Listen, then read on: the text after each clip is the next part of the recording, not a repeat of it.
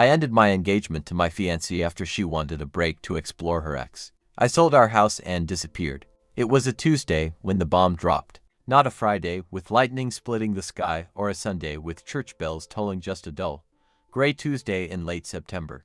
I dragged myself home from my accounting job, a cubicle hellhole where I crunched numbers for faceless corporations. My tie was half undone, my shirt wrinkled from 8 hours of fluorescent misery. I kicked off my shoes in the foyer of our little suburban dream house and grabbed a Bud Light from the fridge, expecting to find Tessa sprawled on the couch, her phone glowing with TikTok dances or those endless makeup tutorials she loved. Instead, she was perched stiffly on the edge of our leather sectional, a glass of rose trembling in her hand. Her nails freshly done, hot pink with glitter tapped a nervous rhythm against the stem. The air felt wrong, heavy, like the world was holding its breath. "Jake," she said, her voice quivering just enough to make my gut twist, "we need to talk." Those words hit like a sucker punch. Every guy knows they're the prelude to disaster. I set my beer on the coffee table, the one we'd fought over at IKEA, me wanting oak, her insisting on walnut, until I caved and leaned back, arms crossed. "Okay," I said, trying to sound calm. "Talk." She wouldn't look at me. Her blonde curls bounced as she shifted, her eyes fixed on the hardwood floor we'd refinished together last summer. "I've been thinking," she started, then paused to sip her wine like it was liquid courage. "I need a break. Just some time to figure things out." "A break?" I echoed, my brain short-circuiting. "From what? US? The wedding?" She nodded, still avoiding my gaze. "Yeah. I ran into Derek last week at Starbucks, and we talked. And it stirred up some stuff. I need to see where that goes." Derek, her ex. The name landed like a brick through a windshield. Derek was the tatted-up, chain-smoking DJ wannabe who cheated on her with half the bartenders and waitresses in town before she'd kicked him to the curb 3 years ago. She'd called him toxic, a mistake, out of my life for good when we started dating. I'd believed her. Hell, I'd built my whole world around her after that 2 years of dates, fights, makeups, a ring on her finger, a house we'd bought together. And now this. "You're kidding," I said, my voice flat as asphalt. "You want to hit pause on our engagement 6 months from walking down the aisle to explore that scumbag." "It's not like that," she snapped, finally looking up. Her blue eyes were wet, but there was a fire in them, a stubbornness I didn't recognize. "I just need to know I'm not making a mistake with you. I owe it to myself." I laughed, a harsh, jagged sound that ricocheted off the walls. The house we'd spent every weekend fixing up the sage green kitchen she'd insisted on because it was calming. The backyard where I'd proposed under fairy lights with a $3,000 ring I'd saved 6 months for mocked me now. "You owe it to yourself," I repeated, venom dripping from every syllable. "What about me, Tess? What do I get out of this little soul-searching adventure?" She didn't answer, just sipped her wine and stared at the floor again. That silence was a knife in my chest. I wasn't her partner anymore, I was the backup plan, the safe guy she'd settled for after Derek trashed her heart. And now that he was back, flashing that crooked grin and those empty promises, I was yesterday's news. I stood up, grabbed my beer, and chugged it in one furious gulp. The bottle hit the coffee table with a crack, making her flinch. "Fine," I said, my voice low and cold. "Take your break. Explore whatever the hell you want with that loser. But don't expect me to sit here twiddling my thumbs like some sad sack chump." "Jake, don't be dramatic," she started, reaching for me. "Dramatic?" I roared, stepping back so her hand caught air. "You're torching 2 years our life for a guy who couldn't keep it in his pants. You don't get to call me dramatic." I stormed upstairs, my boots thudding on the steps. She followed, her voice rising into a frantic wail. "I didn't mean it like that. I just need clarity. Please, Jake, don't do this." I ignored her, ripping open my closet and yanking clothes off hangers, jeans, t-shirts, a hoodie I'd worn on our first camping trip. I shoved them into a duffel bag, my hands shaking with rage. She grabbed my arm, sobbing now, mascara streaking her cheeks. "I love you, I just need time." "Time?" I spun on her, wrenching my arm free. "You don't get time, Tessa. You don't get to keep me on a leash while you screw around with your ex. You made your choice."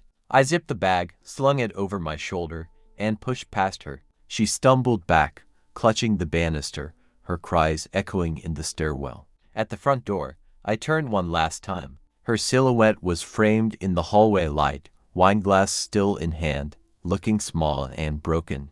But I didn't feel sorry for her, not then. "You'll regret this," I said, my voice a growl. "And when you do, I won't be here to pick up the pieces." I walked out into the chilly night, the screen door slamming behind me. My Ford pickup roared to life, and I peeled out of the driveway, tires squealing. In the rearview mirror, I saw her step onto the porch, arms wrapped around herself. But I didn't slow down.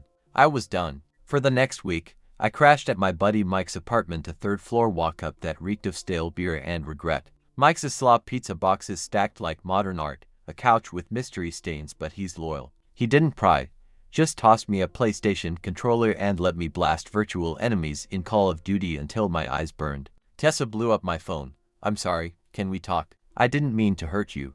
I didn't respond. What was there to say? She'd gutted me, and every text was just salt in the wound. Day 8, though that's when the real blow landed. Mike and I were at Rusty's, a dive bar with sticky floors and a jukebox that only played Springsteen. I was 3 whiskeys deep, chasing the burn with lukewarm Coors, when my phone buzzed. Instagram.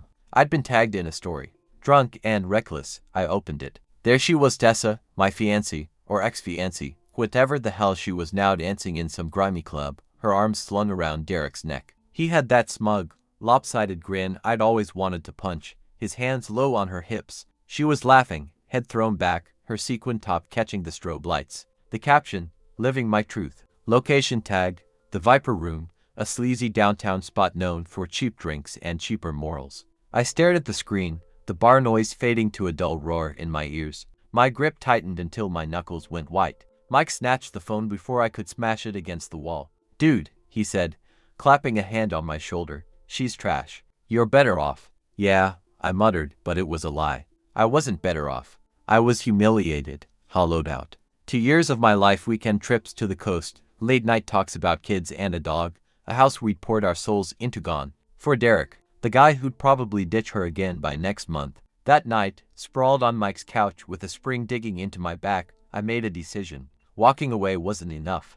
I was going to torch it all, every last tie to her, and vanish. She'd regret this, but I wouldn't be around to see it. Next morning, I called Carla, a realtor with a reputation for moving properties like a drug dealer moves product. She was a shark-5-foot-2, platinum blonde, always in stilettos and a power suit. I'd met her when she sold my cousin a condo in 3 days flat. I told her I wanted the house gone, fast, no questions, cash buyers only. She asked, her voice all business. "Whatever gets it done quickest," I said. "I'm leaving town." She didn't blink. "Give me 48 hours. She listed it that afternoon, 3 bedrooms, 2 baths, sage green kitchen, fairy lights included. By Friday, we had an offer. Some tech bro with a man bun and a Tesla, looking to flip it for profit. He didn't care about the memories baked into the walls. He offered 10% below asking, cash, closing in 2 weeks. I said yes without hesitation. Tessa found out, of course. She showed up at Mike's the day the listing hit Zillow, banging on the door like a woman possessed. I was nursing a hangover, still in yesterday's clothes, when her voice pierced the quiet. "Jake, open the damn door." I dragged myself up, head pounding, and yanked it open. She looked like hell, mascara smeared, hair a tangled mess, wearing a hoodie I recognized as mine. "You're selling our house," she screamed, shoving past me into the apartment. "It's my house," I shot back, slamming the door. "My name's on the deed. You don't get a vote. We bought it together." Her voice cracked, tears spilling over. "You mean I paid the deposit and the mortgage while you picked out paint swatches?" "Yeah, real partnership." She lunged at me, grabbing my shirt, sobbing hysterically. "You can't do this. I made a mistake, okay? I'm sorry. Don't sell it, please, Jake. Let's fix this." I peeled her hands off, stepping back. Her desperation might have swayed me once, but not now. "You wanted a break," I said, my voice ice cold. "You got it. Permanent." She collapsed onto Mike's couch, wailing, begging, promising she'd dump Derek, that she'd do anything. Mike stumbled out of his bedroom in boxes, bleary-eyed, and muttered, "Dude, she's gonna wake the neighbors. Want me to call the cops?" "Nah," I said. "Let her cry it out." She stayed for 20 minutes, a sobbing mess, before staggering out. I locked the door behind her and didn't look back. The closing was a breeze. I signed the papers in Carla's office, pocketed a check for $285,000, and walked away. That same day, I sold my truck to a sketchy guy on Craigslist for $4,000 cash, bought a one-way ticket to Costa Rica, and packed a single backpack, clothes, toothbrush, a photo of my dog from when I was a kid. I didn't tell anyone where I was going, not Mike, not my parents, not my sister, who'd always hated Tessa anyway. I deleted my social media, ditched my phone for a burner, and caught a red-eye flight out of JFK. By sunrise, I was gone. Costa Rica was a fever dream of heat and freedom. I rented a shack on Playa Hermosa for $200 a month peeling paint. No AC, but steps from the ocean. Days blurred into surfing with sunburned expats, nights into rum and bonfires on the beach. I grew a beard, let my hair get shaggy, and started calling myself Jack to anyone who asked. For the first time in years, I wasn't tethered to a job, a house, a woman. I was free. But the past doesn't let go that easy. 3 months in, I got an email from Mike. He dug up my old work address from a temp gig I'd mentioned. Attached was a screenshot of Tessa's Instagram. She was back with Derek, posing in front of a dingy apartment complex, my engagement ring nowhere in sight. Caption: starting over with my soulmate. I laughed until my sides hurt, sprawled in a hammock with a warm beer. Soulmate, sure.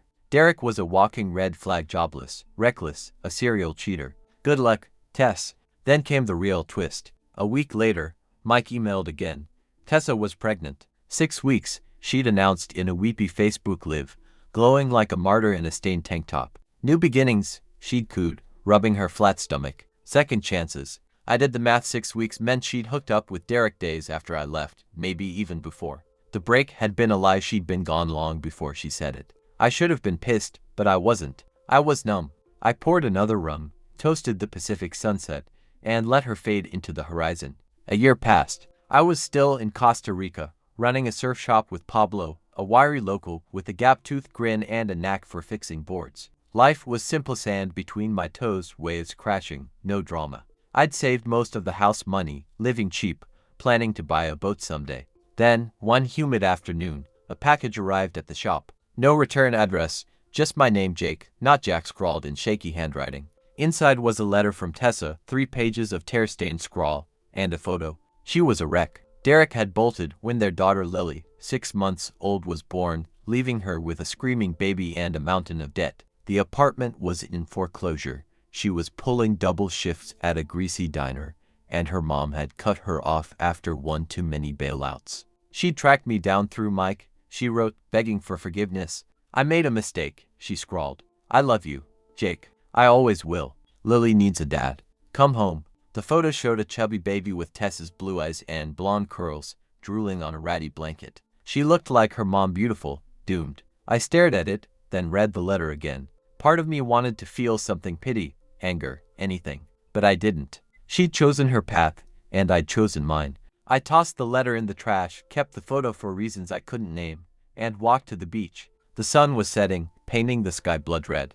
I sat on the sand, the waves roaring, and felt peace, real, bone-deep peace. Tessa could cry, beg, drown in her mess. I was gone, sold the house, cut the ties, disappeared. And I wasn't coming back. But the story doesn't end there. 6 months later, I got another email from Mike. Tessa had spiraled, lost the apartment, moved into a women's shelter with Lily, started posting manic rants on X about toxic men and karma. Derek was back in the picture, sort of shacking up with a new girl, but showing up at the shelter to scream at Tessa when he was drunk. She'd gotten a restraining order, but he kept breaking it. The latest post, a blurry selfie of her and Lily, captioned, I'll find you, Jake. We're a family. I deleted the email, told Mike to stop updating me, and bought that boat, beat-up fishing rig I named No Regrets. I spent my days on the water, far from shore, far from her. But late at night, when the rum hit hard, I'd pull out that photo of Lily and wonder, did she deserve this? Was I the asshole for leaving her behind?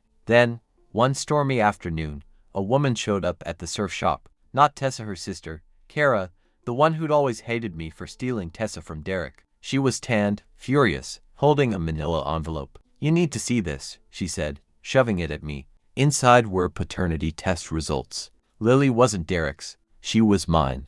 Dated 9 months before Tessa's Facebook live, conceived a month before the break, when we'd had a drunken night after a fight. Tessa had known, Kara said. She'd lied to me, to Derek, to everyone, hoping to keep us both on the hook. She's coming for you, Kara warned. She's got a lawyer. Says you owe child support. I'm only here because I hate her more than I hate you. I stared at the papers, the rain pounding the shack's tin roof. Lily was mine, my daughter, and Tessa was still playing games. That night, I sold the shop to Pablo for a song, packed my backpack, and took the boat out. I didn't know where I was going, Panama, maybe, or farther south. I left the photo on the table with a note. Tell her I'm sorry. Not to Tessa, to Lily. Because maybe I was the asshole, but I couldn't face the mess I'd left behind. The storm chased me out to sea, waves crashing, wind howling. I didn't look back. Tessa could hunt me all she wanted. I'd sold the house, disappeared once, and I'd do it again. But now, somewhere out there, was the little girl with my eyes, and that was the one tie I couldn't cut.